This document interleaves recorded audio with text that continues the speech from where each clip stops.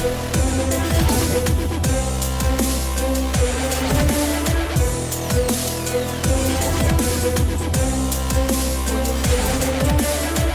à toutes et à tous et bienvenue dans Racontez-moi une histoire, votre rubrique de l'émission Les Rendez-vous économiques, l'émission qui donne la parole aux entrepreneurs et aux porteurs de projets. Aujourd'hui, dans Racontez-moi une histoire, on va raconter toujours cette même histoire avec une pépite entrepreneuriale, un parcours, un vécu. Je suis actuellement ostéo-énergéticien. Donc j'accompagne les entreprises dans leur responsabilité sur la santé de leurs collaborateurs. Après un parcours, effectivement, alors tu as évoqué le parti chimie, qui est juste ma partie étudiant en fait. Je suis diplômé d'ingénieur chimiste. Et après, j'ai travaillé pendant 18 ans dans le domaine de l'informatique. Alors justement, parce que effectivement, études dans la chimie, ensuite dans l'informatique, qu'est-ce qui aujourd'hui t'a amené? Et est-ce qu'il y a eu un événement particulier dans ta vie qui a été déclencheur? Après 16 ans dans une entreprise que j'ai co-créée en 2002, j'ai vécu ce qu'on appelle un épuisement professionnel. Donc je suis tombé en fait dans cette spirale de l'épuisement. Alors je n'ai pas vu tout de suite, je n'ai pas vu les signaux d'alerte. Ce qu'on appelle un burn-out? Voilà, alors on avait plusieurs termes sur l'épuisement professionnel. Il y a le burn-out qui est plutôt sur la suractivité de charge de travail. Il y a le bore-out qui est plutôt dans l'ennui, un peu les postes à placard. Et le troisième terme que j'ai découvert moi quand je l'ai vécu, c'est le brown-out qui est plutôt le corps qui se met en sécurité. C'est pas de la cybersécurité, mais il se met en sécurité pour plus avoir de lien avec l'extérieur. Donc avec une anesthésie émotionnelle, j'imagine, etc.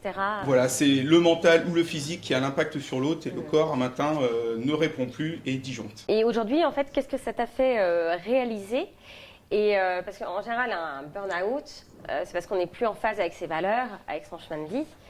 Donc j'imagine que ça t'a recentré vers... Voilà, alors déjà, j'ai eu une chance énorme, c'est de ne pas être tombé vraiment dans le brown-out ou le burn-out. C'est-à-dire que j'étais comme sur un pont avec le sol élastique, mais sans l'élastique dans le dos. Et en fait, j'ai pas franchi le pas et je suis pas tombé.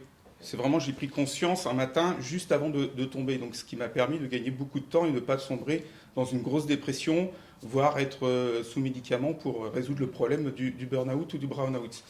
Donc, le fait d'en avoir pris conscience au bon moment m'a permis aussi de voir mieux les signaux d'alerte, mieux travailler sur moi et de comprendre surtout à un moment donné que l'équilibre corps, physique et esprit est primordial pour sa vie professionnelle, pour qu'elle soit épanouissante et aussi performante, mais également sa vie personnelle afin qu'elle soit harmonieuse. Très bien. Et justement, par rapport à ce que tu fais aujourd'hui, ton activité, as-tu une application concrète de ce chemin finalement et des outils que tu as mis en place pour pouvoir accompagner d'autres personnes? Exactement. Donc, comme je dis, je suis ostéo-énergéticien, c'est-à-dire que je travaille sur les douleurs physiques, les troubles émotionnels et fonctionnels d'ordre ostéopathique et énergétique.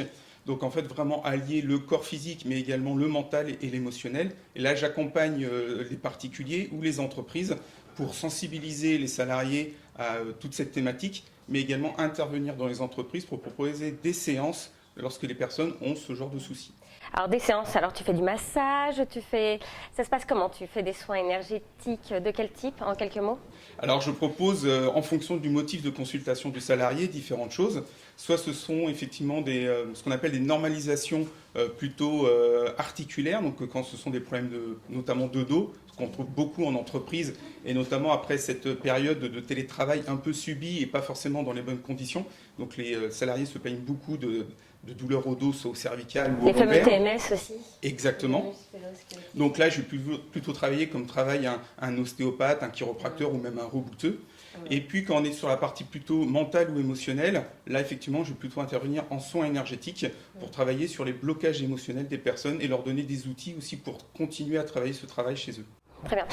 Petite question encore, on parle de QVT, donc qualité de vie au travail, etc.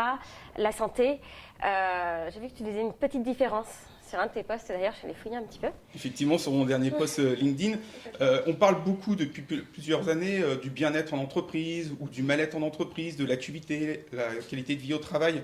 Moi, j'aime bien remettre le terme en fait santé. C'est pas un terme tabou qui doit être réservé qu'aux médecins.